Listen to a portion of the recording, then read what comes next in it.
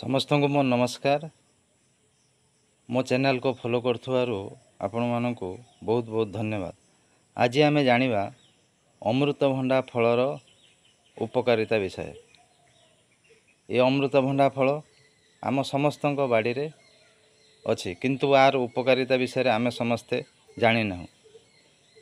एई परिबा को सिझाई प्रत्येक दिन खाइले आमर पेट रोग रो समस्या दूर होता है।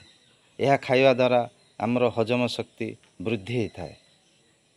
सबु खाद्य आमर हजम होता है एवं आमर झाड़ा क्लियर होता है। यह द्वारा आमर एसिडिटी गैस भली समस्या होई न थाए। तेणु आपण मानकु मोर अनुरोध, आपण माने अमृतभंडार सिझा तरकारी प्रत्येक दिन खांतु एवं सुस्थ रुहंतु। रहुची नमस्कार। जय जगन्नाथ।